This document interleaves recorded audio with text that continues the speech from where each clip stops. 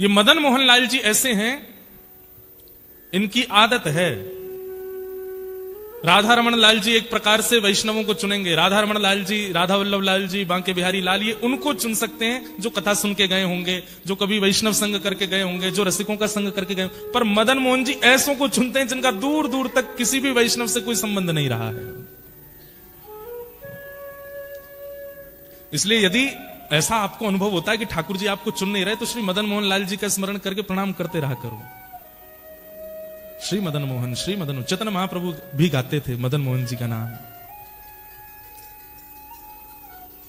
मदन मोहन। तो श्री मदन मोहन जी के एक भक्त हुए। एक कथा तो हमने बहुत सुनाई है, काले खां की। एक काले खान नाम के मदन मोहन जी के भक्त हुए। लेकिन एक मदन मोहन जी के और भक्त हुए, उनका नाम था ताज खान। क्या नाम था? ताज खान।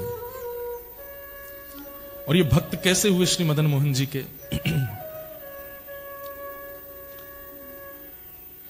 इनकी सुंदर सुंदर रचनाएं भी हैं। और मदन मोहन जी जो हैं, ये करौली राजस्थान में विराजते हैं, प्रगटे वृंदावन में। लेकिन फिर मुगल आ गए थे, मंदिर तोड़ते थे, तो इसलिए कई ठाकुर बाहर गए। तो मदन मोहन जी पहले जयपुर गए, फिर जयपुर से करौली गए। और जयपुर से करौली गए, उसके पीछे भी बड़ी सुंदर कथा है। जयपुर के राजा, उनको सौभाग्य मिला 3 ठाकुरों की सेवा का, गोविंद देव, गोपीनाथ और मदन मोहन। तो गोविंद देव, गोपीनाथ आज भी जयपुर में ही है, लेकिन मदन मोहन जी जो है राजस्थान में करौली जगह है, वहां विराजते हैं। तो जयपुर से करौली क्यों गए कि राजा की जो बेटी थी उसका विवाह हुआ। तो बेटी से पिता ने कहा, बेटी मैंने वैसे दहेज में सब कुछ दिया है तुमको, लेकिन फिर भी तुम्हारी कोई इच्छा हो तो बताओ। तो बेटी बोली, पिताजी जो मांगूंगी सो दोगे? बोले हाँ देंगे। तो बोले एक काम करो, आपके पास 3 ठाकुर हैं, गोविंद देव, गोपीनाथ, मदन मोहन जी मुझे दे दीजिए, इनको मैं ले जाऊंगी। राजा के तो जैसे प्राण निकलने को हो गए। लाली तू जो चाहे मांग ले, लेकिन इनको मत मांगे। लेकिन बेटी भी रोने लगी, बोले मैं लूंगी तो इनको ही लूंगी और मुझे कुछ नहीं चाहिए, आप अपनी धन संपत्ति रखे रखो।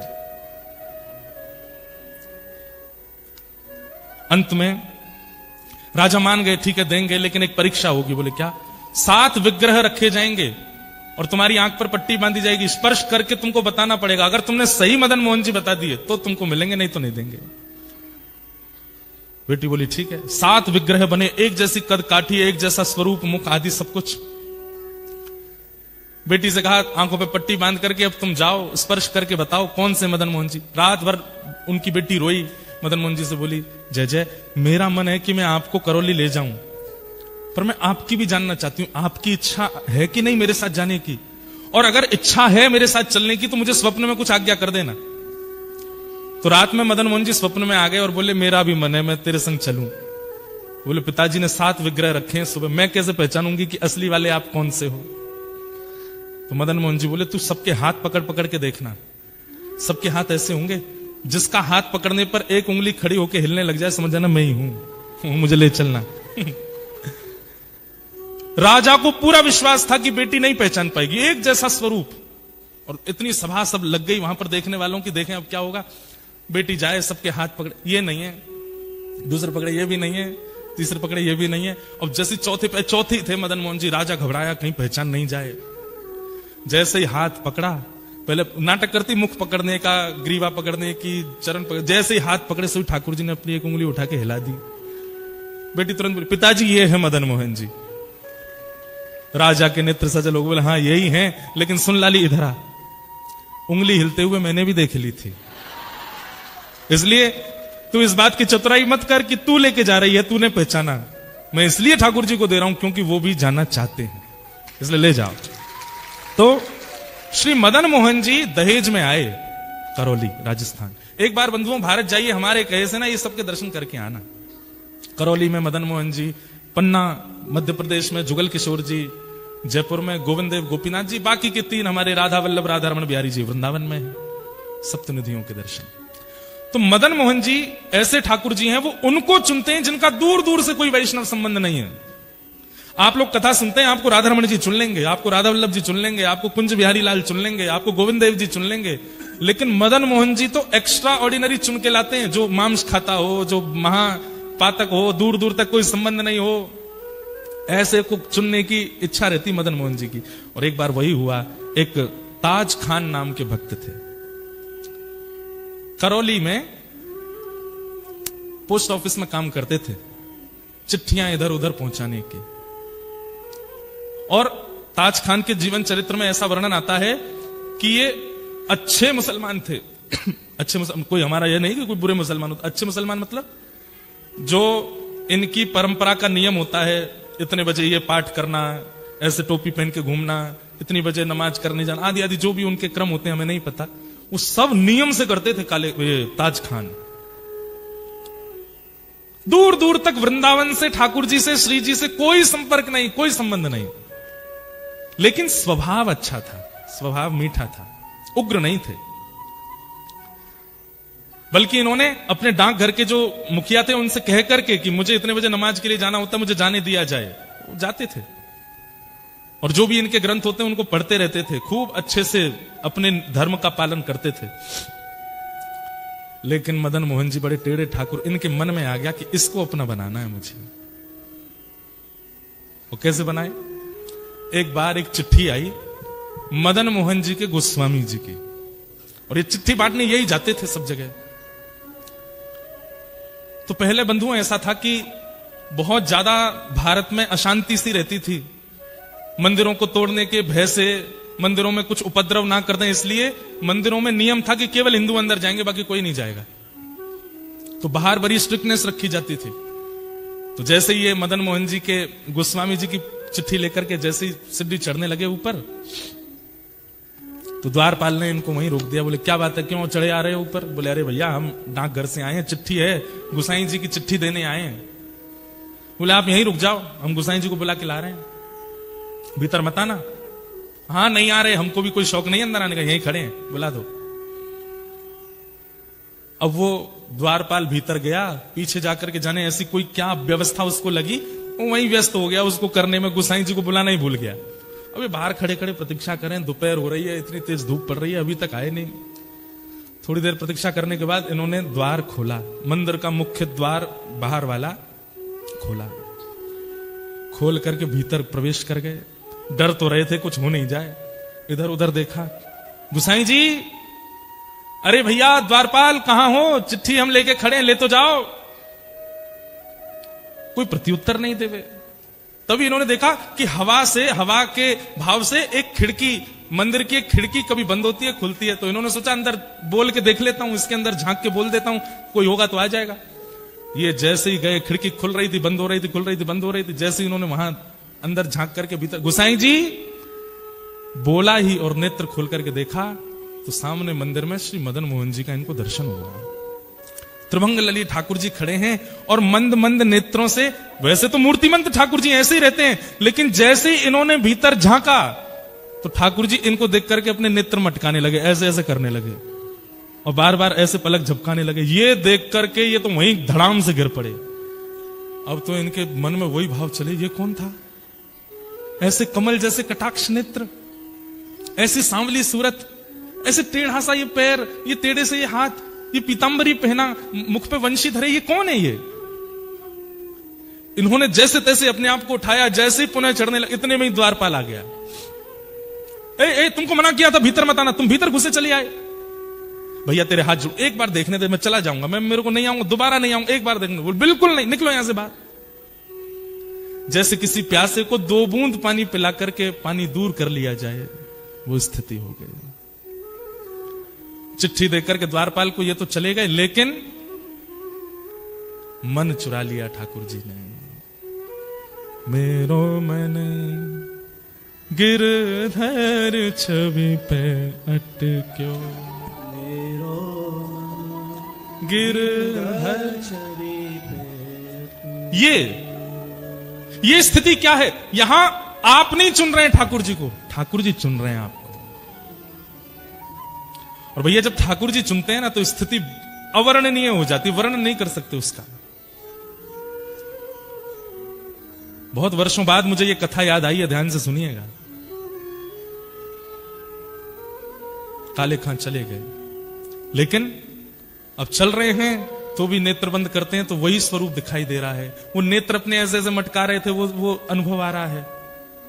एक जगह बैठे रह जाते हैं, सोचते रहते हैं ये कौन था, ये ग्वारिया बालक कौन था, ये सांवरा सलोना कौन था।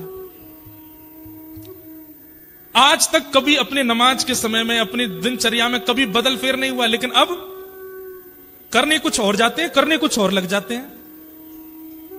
स्थिति आपे से बाहर चली गई।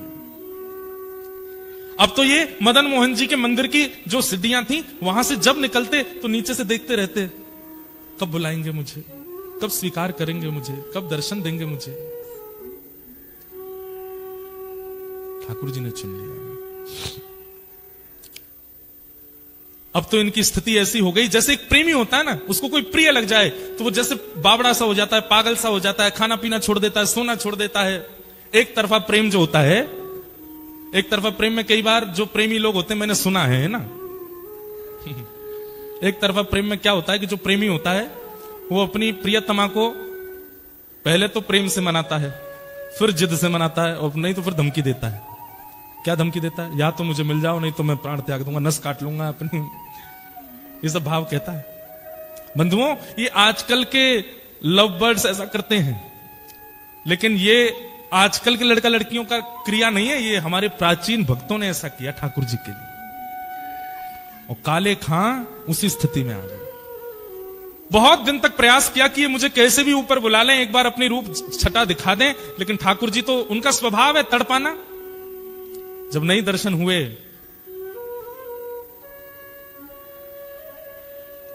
तो एक दिन काले खां ने कसम खा ली, बोले ठाकुर जी या तो मुझे दिख जाओ, या तो मुझे मिल जाओ, नहीं तो मैं अनशन व्रत पर बैठ रहा हूं, मृत्यु पर्यंत प्राण त्याग दूंगा। ऐसी स्थिति हो गई। धीरे धीरे अपना काम छोड़ दिया, परिवार वालों से दूर रहने लगे, अपने नियम क्रम सब से बिल्कुल ना इधर के रहे ना इधर के, बीच में आ गए बिल्कुल। स्थिति अवर्णनीय हो गई। काले खां ने ठाकुर जी के सामने कसम खा ली, या तो मुझे दर्शन करा दीजिए, नहीं तो मैं अनशन व्रत करके अपने प्राण त्याग दूंगा। 1 दिन 2 दिन 3 दिन व्यतीत हो गए भोजन किए बिना। 3 दिन बाद श्री मदन मोहन लाल जी को बड़ी दया आ गई, बोले कि भूखा प्यासा बैठा है। अब ये भी तो बात है कि जैसे हम लोगों को तो पता है कि ठाकुर जी को मनाना है तो हम कथा में चले जाएं, ठाकुर जी को मनाना है तो संतों को भोजन करा दो, ठाकुर जी को मनाना है तो परिक्रमा करे आओ, ठाकुर जी को मनाना है तो यज्ञ कर लो। अब काले खां को तो कुछ पता भी नहीं है, वो तो जाति धर्म से भी अलग है, उसको पता ही नहीं है क्या करना पड़ता है ठाकुर जी को रिझाने मनाने के लिए। सब लोग इधर देखो, ध्यान से सुनो। उसके पास यही तरीका था, ठाकुर जी के आगे कसम खाली, बोले मैं प्राण त्याग दूंगा, मुझे मिलो नहीं तो।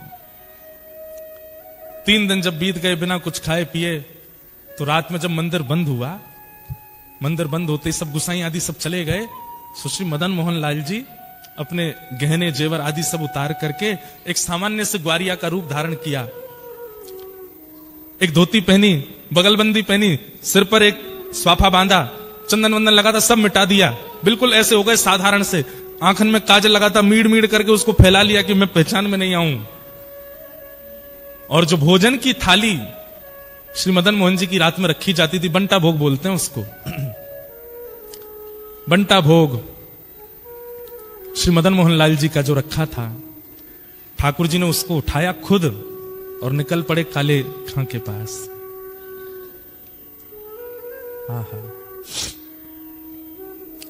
यहां पर मरणासन अवस्था में काले खां बैठा है, गला सूख गया है, आंखें मरने को हो रही हैं, और उस समय पर द्वार पर दस्तक होती है, खटखटाने की आवाज आती है।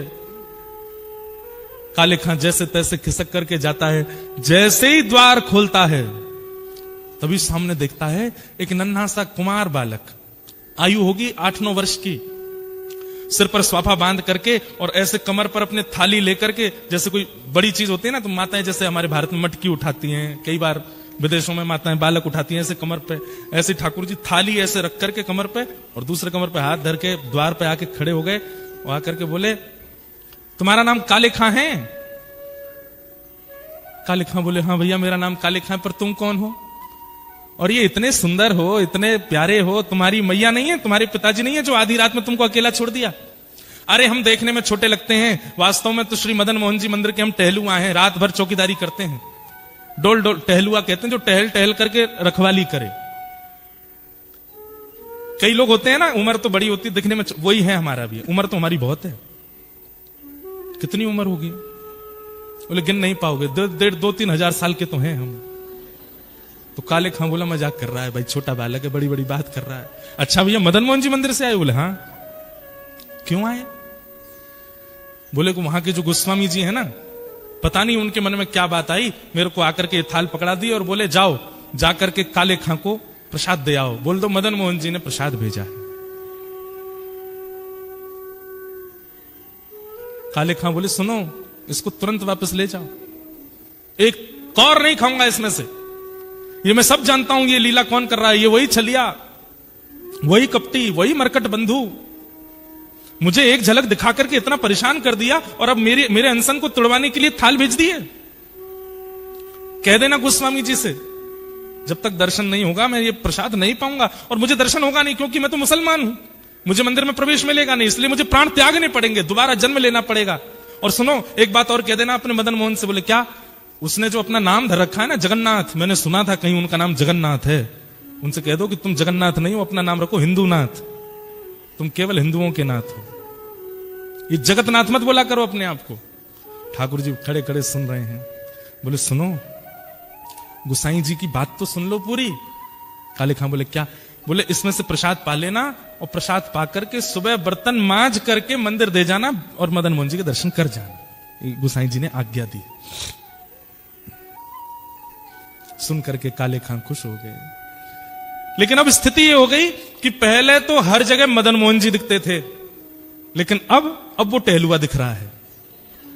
अब ये मोहन थार उठा में तब भी टहलुआ का स्मरण हो, पूड़ी उठा में तो भी टहलुआ का स्मरण हो, सब्जी खा में तो भी।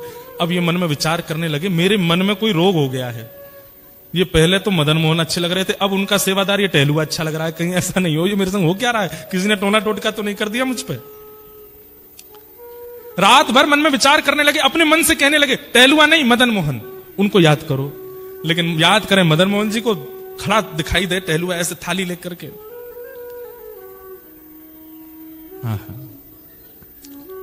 रात्रि में ठाकुर जी ने गोस्वामी जी को सपना दिया और सपने देकर के कहा, बोले पहले दिन चिट्ठी लेकर के मेरा भक्त काले खां आया था, द्वारपाल ने उसको डांट भगा दिया। अरे गोस्वामी जी मुझे उसको स्वीकार करना और मैं उसे स्वीकार कर चुका हूं। 3 दिन से अनशन व्रत पे था, मैं अपनी सोने की थाल में भोजन देकर के आया हूं। कल वो थाल धोकर के जब मंदिर आवे सब उसको रोकेंगे, लेकिन आप आकर के उसको भीतर बुला लेना, मेरा दर्शन कराना। गोस्वामी जी तो रात में ही उठ करके रोने लगे। बोले नाथ आपकी कैसी कृपा, आप जिसको स्वीकार कर लेते हैं फिर कुछ विचार नहीं करते। रात भर भोजन तो कर नहीं पाए, वो यही सोचने लगे टहलुआ टहलुआ। अरे नहीं नहीं मदन मोहन मदन मोहन मदन मोहन मदन मोहन नहीं, टहलुआ टहलुआ टहलुआ। मदन मोहन जी अब टहलुआ के रूप में उसको देखने लगे, वहीं प्रेम होने लगा।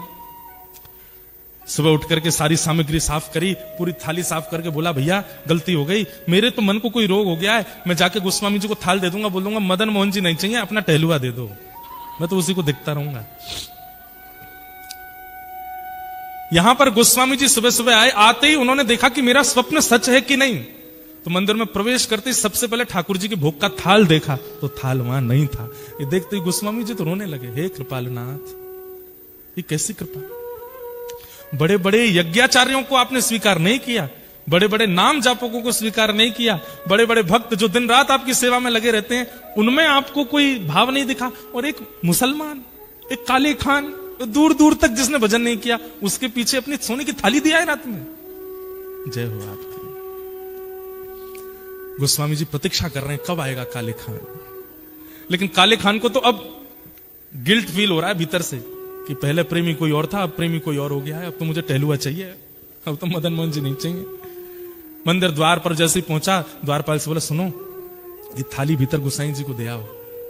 थाली तेरे पास कैसे आई? बोले कि उनको बोल देना रात में उन्होंने भिजवाई थी मेरे लिए टहलुआ के द्वारा। बोले कौन टहलुआ? अरे जो रात में मंदिर में रहता। बोले मैं ही तो रहता हूं रात में मंदिर में, मैं ही टहलुआ हूं यहाँ का। बोले तुम नहीं, उस सुंदर वाला टहलुआ। बोले अच्छा तो मैं कुरूप हूं? बोले नहीं मैं ऐसा नहीं बोल रहा हूं, दो होंगे ना तुम, एक सुंदर छोटा सा काजल लगा करके सिर पे पगड़ी बांध के बढ़िया पीली सी पिता, और बड़ी अच्छी सुगंधी आ रही थी उसमें से, क्या वर्णन करूं उसकी रूप माधुरी का मैं। वो टहलुआ बोले सुन तू यहीं खड़ा रहे, कोई टहलुआ नहीं है, मैं ही टहलुआ हूं और मैं गोसाई जी को अभी बुला के लाता हूं, तेरी तो अभी खैर नहीं।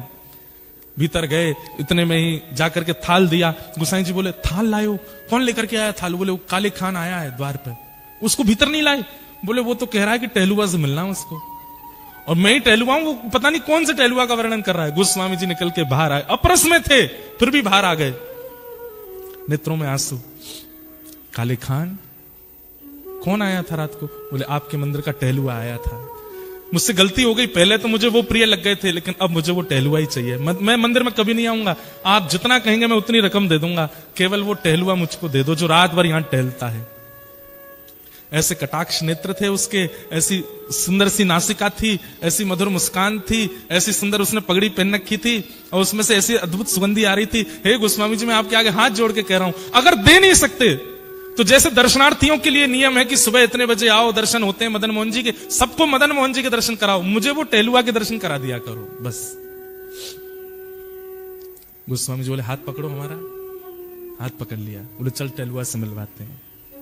पहली बार श्री मदन मोहन जी के मंदिर के अंदर गए, ढूंढ रहा है काले खान कहां है, कब दिखेगा कब दिखेगा, और जैसे ही पर्दा हटाया तो बाकी सबको तो श्री मदन मोहन जी पाषाण रूप में दिख रहे थे, लेकिन काले खां को वो रात वाले टहलुआ के रूप में दिख रहे थे। ये रहते टहलुआ, नेत्र सजल हो गए। वो सजल होकर के बस उसी दिन मदन मोहन जी के श्री चरणों को प्रणाम किया। बोले स्वयं ठाकुर जी टहलुआ बन के आए मेरे घर पे, इतना श्रम किया, और जीवन भर के लिए श्री मदन मोहन जी के दास बन गए। कौन? काले खान। काले खान की कुछ रचनाएं हैं, ये रचना आज भी वहां गाई जाती हैं ठाकुर जी की आरती के बाद।